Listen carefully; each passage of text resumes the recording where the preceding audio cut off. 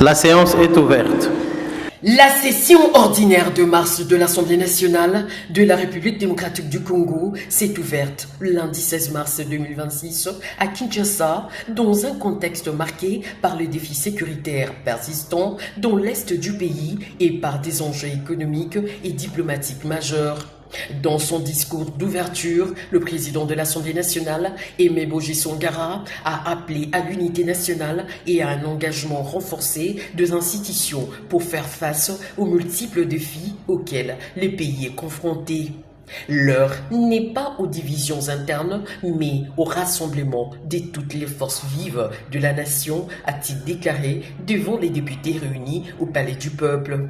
Le président de la Chambre basse du Parlement a consacré une large partie de son intervention à la situation sécuritaire dans l'est du pays, dénonçant l'agression perpétrée par le Rwanda et ses supplétifs du mouvement AFC 1-23 qui occupent certaines localités stratégiques depuis 2025, notamment les villes de Goma et Bukavu. Selon le président de la Chambre basse du Parlement, Aimé Boji Songara, ces affrontements ont provoqué des déplacements massif des populations et une crise humanitaire persistante dans les provinces du Nord Kivu et du Sud Kivu. L'accord de paix entre la République démocratique du Congo et la République du Rwanda, signé le 27 juin 2025 à Washington, a pour objectif principal de mettre fin à ce cycle infernal d'insécurité dans l'est de notre pays, notamment en territoire de Beni et Lubero.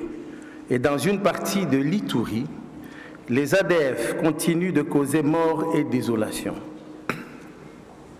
Ce groupe terroriste radical, affilié à l'État islamiste depuis 2017, mène des attaques meurtrières contre les civils dans une guerre asymétrique d'une brutalité hors pair, comme c'est le cas depuis le 11 mars dans les villages de Muchacha, Mavumu et Pengue dans les territoires de Mambasa en Ituri. Il subsiste d'autres préoccupations urgentes qui exigent du gouvernement une action plus soutenue. Il s'agit notamment de la milice Mobondo qui continue de poser des actes de violence et d'exaction dans les provinces de Maïndombe, du Kwango, du Kwilu et dans les périphéries de la ville de Kinshasa. De la criminalité urbaine avec le phénomène Kuluna, principalement ici dans la ville de Kinshasa. Face à cette situation sécuritaire préoccupante et complexe, les forces de défense de la République démocratique du Congo, soutenues par le peuple congolais, restent engagées et plus que déterminées à défendre la patrie et à protéger nos compatriotes. C'est ici le lieu de saluer le patriotisme, la bravoure et la résistance de nos compatriotes dans les territoires occupés qui refusent de se soumettre à cette imposture de l'occupation étrangère de nos terres en complicité avec quelques compatriotes égarés. Honorables députés, chers collègues, trop c'est trop. Voilà pourquoi nous devons donc, quel qu'en soit le prix, tous unis derrière le président de la République, chef de l'État, commandant suprême de nos forces de défense et de sécurité, nous mettre debout, conformément à l'article 63 de notre Constitution, assumer notre droit et notre devoir sacré de restaurer la paix et la défense de l'intégrité de notre territoire. Congolais totalement. Le président de l'Assemblée nationale a par ailleurs insisté sur la nécessité de renforcer la mobilisation de recettes publiques afin de soutenir les politiques publiques et les investissements structurants. La maximisation des ressources internes constitue une condition essentielle pour financer nos politiques publiques, renforcer les services sociaux de base et soutenir les investissements structurants dont notre pays a grandement besoin. La question de la maximisation des recettes publiques se pose aujourd'hui avec une acuité particulière dans un contexte d'une économie nationale caractérisée par deux évolutions simultanées. D'une part, l'appréciation progressive du franc congolais face au dollar américain, qui constitue en soi un signal encourageant des stabilités macroéconomiques, mais qui exerce néanmoins un effet mécanique de contraction de certaines recettes de l'État libellées en dollars.